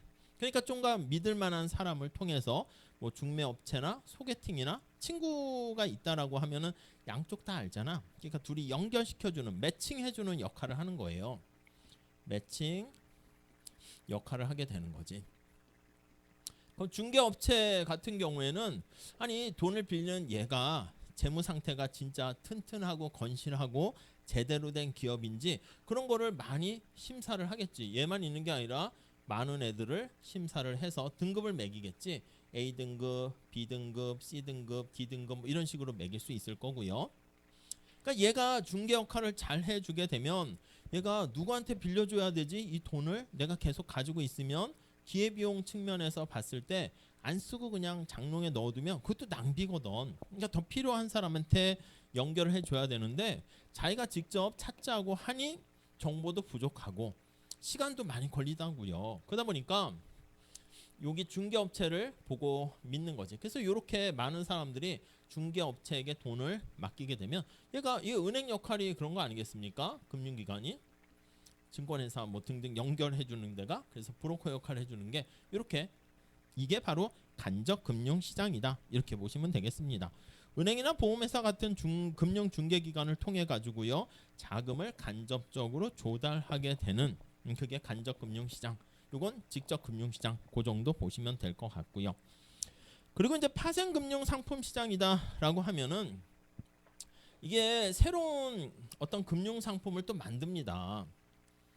파생 상품 뭐 이렇게 아마 이름은 들어보셨을 텐데 계란을 한 바구니에 담지 말아라 이렇게 하는 거 거기서부터 등장해서 리스크를 해지하는 방법인데 자 오른쪽에 가보시면 크게 선물하고 옵션 이렇게 있어요. 선물은 뭐냐면 아니 올해 상황을 봤더니 추운 겨울이 오기 그래가지고 내년도에 김장을 해야겠는데 배추 가격이 되게 비쌀 것 같아. 그러면 배추 가격이 막 10,000원씩 이렇게 한 포기당 올라가는 그렇게 예상이 되는데 지금 계약을 하는 거야. 지금 시점에서 에이 그 배추 가격 오를 것 같다라고 생각을 하면 그냥 5,000원에 이렇게 미리 지금 내년에 구입할 거를 미리 계약을 체결하는 거야. 이런 선물이 계약 체결하지 않은 사람 같은 경우에는 내년도에 김치를 김장하려고 그러는데 와 김치값 배추값이 이렇게 높아요 막 이렇게 하는 상황인데 나는 그냥 5,000원에 구입을 할 수가 있죠. 이렇게 미소를 지을 수 있겠죠. 이렇게 물론 이렇게 내년엔 비싸질 거라고 예상하는 사람이 있고 아니야 내년에는 여기 나와 있는 배추 가격이 싸질 거야 그렇게 생각하는 사람이 있었을 때 둘이 이렇게 매칭이 되는 거고요. 그래서 선물 계약 보시면 첫 번째 줄에 미래 일정 시점에 어떤 상품을 지금 현재 합의하고 계약한 가격으로 사거나 팔 수 있는 약속을 하게 되는 걸 알 수가 있고요. 거기 나와 있는 배추를 경작하는 농민이 6개월 뒤에 야채 중개인에게 포기당 여기선 1,000원에 미리 계약을 하게 됩니다. 그럼 가격을 싸게 구입을 할 수가 있겠죠. 자 그런데 다음 페이지 가보시면 옵션이 있습니다. 옵션 이건 말 그대로 옵션이 선택권 아니겠습니까? 그 첫 번째 줄을 볼게요. 미래에 1년 후야 1년 후 예를 들면 아니 몇 년 후도 상관없고 거기 보시면 일정한 시점 또는 그 기간 동안 정해진 가격으로 요거 상품을 내가 미리 5,000원에 구입할 수 있는 권리를 내가 이렇게 확보하는 거야. 그러니까 이게 만약에 딱 봤더니 진짜 배추 가격이 10,000원으로 올랐어. 그럼 이 권리 행사합니다 해서 5,000원에 싸게 살 수 있고 근데 내가 예상과 틀리게 가격이 폭락해서 2,000원에 거래가 되는 거야. 그럼 뭐야? 내가 5,000원 이거는 5,000원에 사야 되는데 얘는 5,000원에 구입할 수 있는 권리니까 권리 행사 안 하면 그냥 싸게 팔리면 2,000원에 살 수가 있는 거지. 그래서 거기 보시면 옵션에 대해서 사거나 팔 수 있는 권리를 얘기한다 라고 보시면 되겠습니다. 그 정도까지만 하시면 될 것 같고요. 밑에 여러분 참고도 한번 보세요. 시장의 공진 효과라고 하는데 이게 뭐냐면 요즘 이름 그쪽은 제가 안 가봐서 모르겠네. 강변역 쪽에 보면 거기 뭐 테크노 같은 전자제품 파는 거기 이름이 뭐예요? 뭐로 바뀌었어요? 뭐지? 테크노마트요? 아 계속 옛날에도 그랬나? 아무튼 테크노마트가 있는데 이게 그래도 당시에는 높은 빌딩에 속했었어요. 근데 지금은 이제 롯데타워도 있고 막 그런데 이 건물이 흔들린다는 소리가 있어가지고 난리가 났어. 옆에 지하철이 가서 그런 건가부터 해가지고 막 엄청나게 조사를 했거든요.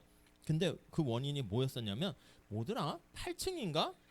여기에 그 당시에 유행했던 에어로빅 센터가 있었어. 그래서 에어로빅에 아줌마들과 뭐 이렇게 아저씨들은 별로 없겠지. 뭐 아침에 이렇게 딱 모여가지고 같이 에어로빅 그거잖아. 같은 동작 하는 거잖아. 왼발하고 뭐 이렇게 춤을 같이 추는데 사람들이 여기 8층에 있는 사람들이 같은 동작을 하다 보니까 건물이 막 이렇게 흔들리는 일이 발생하는 거야. 그래서 거기에 나와 있듯이 군대가 이렇게 행군할 때 발 맞춰서 행군하잖아. 뭐 왼발, 오른발 이렇게 가는데 다리 건널 때 있잖아. 다리 이거 건널 때 이때도 왼발 하면 그 힘이 그게 뭉치면 되게 센가 봐. 그래가지고 다리가 진짜 무너진다니까. 거기 보시면 뭐라고 하죠? 첫 번째 줄 2002년 영국에서 최첨단 건축 기술과 디자인으로 설계된 밀레니엄 다리가 있는데 그 폐쇄될 때 왜 그런가 봤더니 엄청난 돈을 들였는데 두 번째 줄 볼게요. 다리가 너무 흔들려서 안전상의 이유로 통행을 금지시켰는데 이 흔들리는 이유가 그 물리학에 나와 있는 공진 효과, 주파수가 같아지면서 그게 작은 게 모였는데 힘이 너무 세져가지고 붕괴되는 일이 발생한다고 합니다. 그래서 군대에서도 이렇게 발 맞춰 걷다가 자 다리다 맘대로 걸어 한 다음에 다시 여기서 발 맞춰 걷고 뭐 그런 일이 생겼다라고 해요. 그래서 그것도 한번 뭐 풍동 교량 모델을 만들어 가지고 뭐 나와 있는데 한번 여러분들께서 봐주시면 좋겠어요. 그러니까 이게 금융시장에서도 우리가 투자를 할까 말까 살까 팔까 이런 것들이 막 섞여 있어야지 되는데 이제 프로그램 같은 걸로 이제 막 걸어두기도 하거든. 근데 이제 다들 비슷하게 걸어두는 거야. 그러니까 이제 얼마쯤이면 팔자 하는데 이게 요게 딱 걸리면 프로그램 시스템으로 해서 다 팔게 되면 진짜 이게 팔자가 많아져서 갑자기 훅 하고 떨어지는 그런 현상이 발생하게 됩니다. 그래서 그런 거와도 관련이 있고요. 오제 마법사는 지난번에 살짝 말씀드렸으니까 한번 보시면 될 것 같고요. 그 다음 주식과 채권은 지금 말씀드린 것 정도만 하시면 될 것 같아요. 채권은 내가 돈을 빌렸다는 차용증입니다. 그래서 나중에 원금하고 이자를 이렇게 받게 되는 그런 거고요. 주식은요. 거기 볼게요. 418페이지. 내가 투자자한테 자금을 했는데 이게 내가 주인이 되는 거야. 주인이 되기 때문에 거기 나와 있는 것처럼 내가 삼성 주식을 갖고 있는데 삼성이 돈을 많이 벌었어. 그럼 내가 주인이잖아. 그럼 경작에서 얘기하는 이윤이 창출됐으면 그 이윤에 내가 주식을 보유한 만큼 나도 주인이니까 받게 돼요. 이게 이제 배당을 받게 된다. 이렇게 보시면 되겠습니다. 근데 약간 당연히 배당을 받을 때 이제 주식 가격이나 주가나 이 기업이 잘 나가는가에 따라서 그 배당의 크기는 달라질 수 있긴 한데 문제는 이 기업이 망해버리면 휴지 조각 되면 다 그냥 나도 가지고 있는 비율만큼 무한적인 책임을 지게 되는 게 주식에 어떻게 보면은 거기 나와 있는 특징이죠. 두 번째 줄 볼까요? 투자를 했어. 주식에 투자를 했어. 그럼 거기 투자에 따른 배당금과 주식 가격 변화에 따른 주가가 올랐어. 그럼 그걸 내가 팔면 자본이득이라는 표현을 쓰게 됩니다.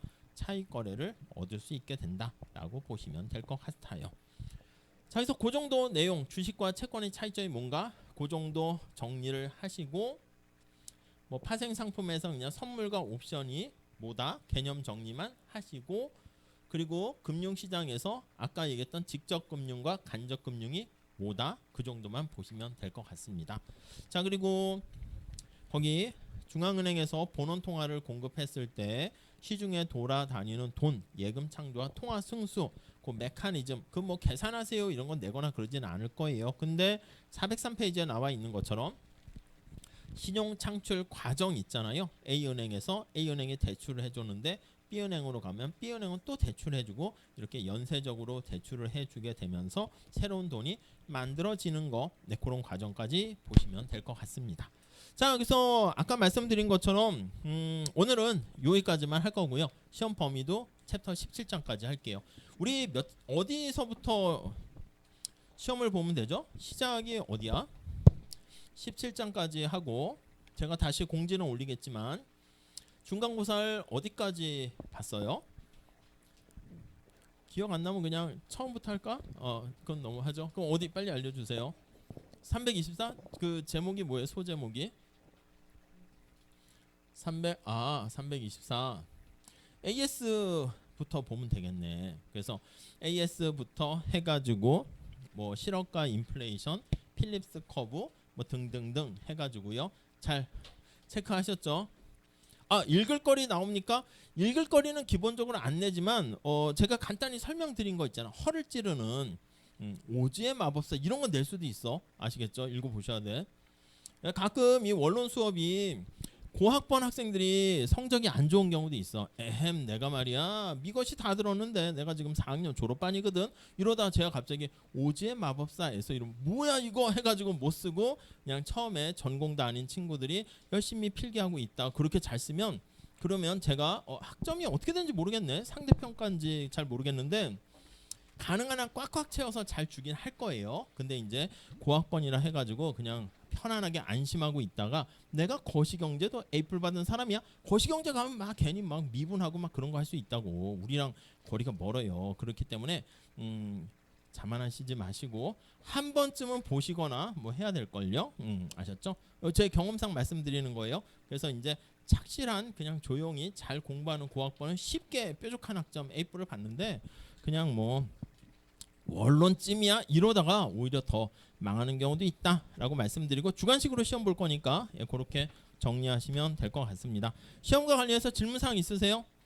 연필로 쓰셔도 되고요. 6시부터 한 7시 반 정도 이렇게 생각하시면 될 것 같고 중간고사랑 뭐 동일하게 그리고 시험 끝나면 제가 가능한 한 천천히 채점을 해서 학점을 잘 줄 수 있을 것 같으면 크리스마스 전에 이렇게 성적은 올릴게요.